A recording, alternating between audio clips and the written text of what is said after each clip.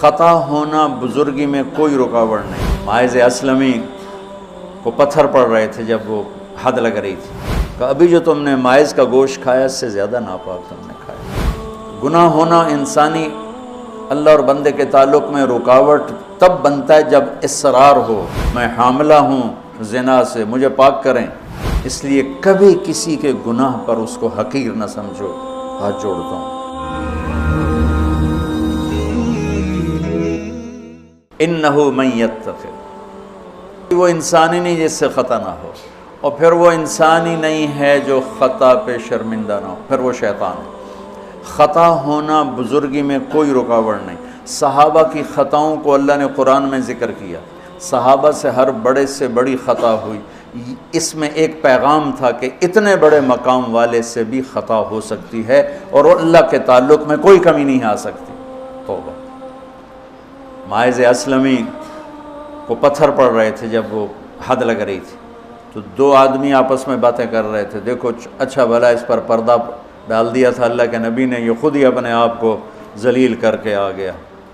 تو جب وہ ان کا انتقال ہو گیا اور وہاں سے واپس ہوئے تو راستے میں ایک گدھا مرا پڑا تھا، تو آپ نے کہا ان دو آدمیوں کو بلاؤ، وہ دونوں آ گئے۔ آپ نے فرمایا اس کا بیٹھ کے گوشت کھاؤ۔ یا رسول اللہ، یہ آپ کیا فرما رہے ہیں؟ ناپاک، حرام، مردار۔ کہ ابھی جو تم نے ماعز کا گوشت کھایا اس سے زیادہ ناپاک تم نے کھایا۔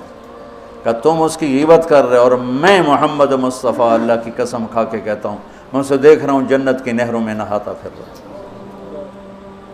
گناہ ہونا انسانی اللہ اور بندے کے تعلق میں رکاوٹ تب بنتا ہے جب اصرار ہو، کرتا ہی جائے کرتا ہی جائے، اس لیے کبھی کسی کے گناہ پر اس کو حقیر نہ سمجھو۔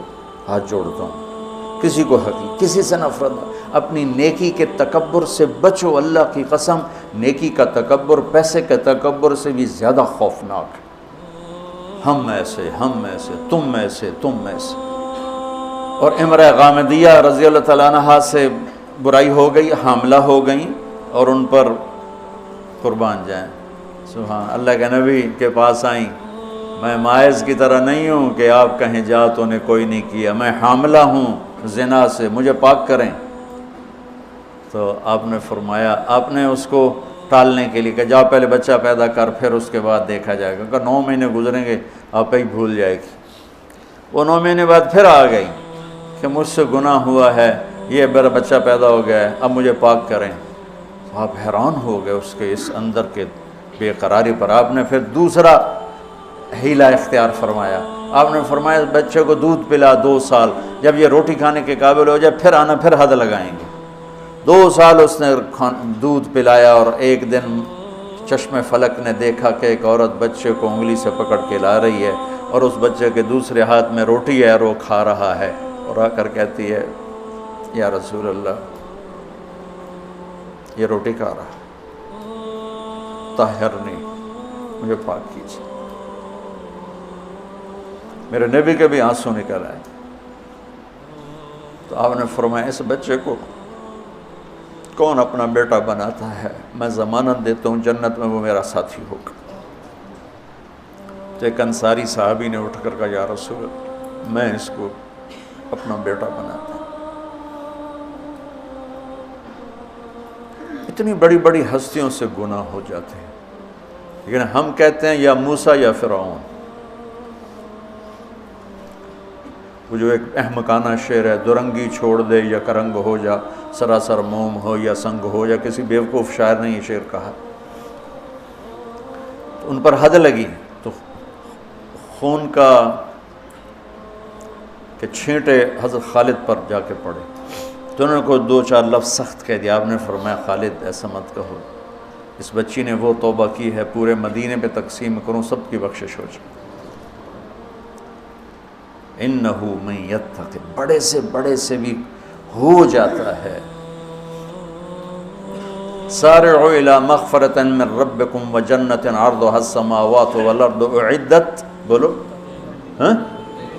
للمتقین۔ ٹھیک، کون ہیں؟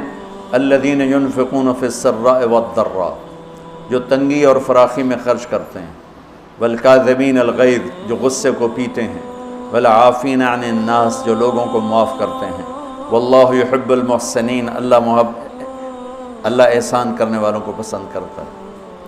اب آگے بھی تقوی والے ہی آ رہے ہیں، والذین اذا فعلوا فاحشۃ، فاحشہ میں نے بتایا تھا نا قرآن میں کس معنی میں آتا ہے، اور یہ کس کے بارے میں؟ اللہ اکبر، واہ میرے رب، تو نے اتنی گنجائشیں دی اور تیرے بندوں نے جہنم ہی واجب کر دی تیرے بندوں پر۔ مجھے ایک پڑھا لکھا نوجوان کہنے لگا تسی مولویاں ساڑھے کو ساڑھا رب کھولے، اور ساتھ ہی رونے لگا کہ تسا مولویاں ساڑھے کو ساڑھا رب کھولے، ڈرائی جاندن ڈرائی جاندن ڈرائی جاندن۔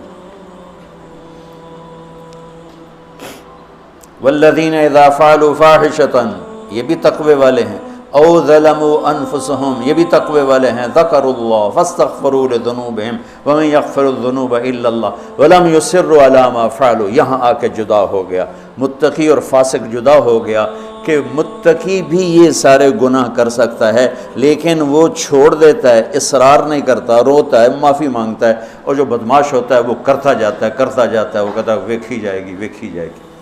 تو جنت میں جانے والوں کے بارے میں میرے رب کا قرآن یہ کہہ رہا ہے، ہم ایسی احمقانہ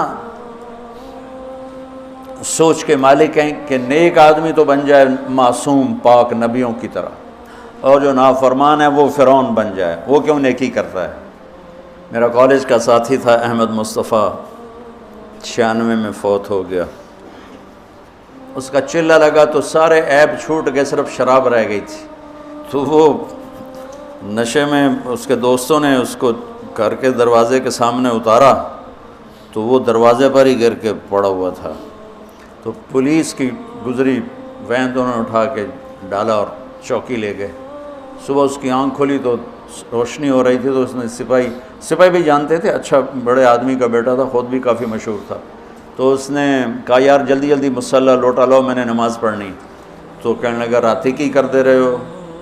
تو کہنے لگا اسے واسطے تو نماز پڑھن لگا کہ منہ کالا کیتا ہے دھو بھی لواں۔ اور ہمارا کیا تصور ہے، تیری روٹی حرام، تجھے نمازوں کا کیا فائدہ، تو داڑھی منڈاتا ہے، تیرا کیا دین ہے، تیری شکل ہی کافروں جیسی ہے، تیرا کیا دین ہے۔ ہمارے دیندار طبقے نے بے دینی کو پروموٹ کیا نفرت کر کے۔ دین تو سراپا محبت، سراپا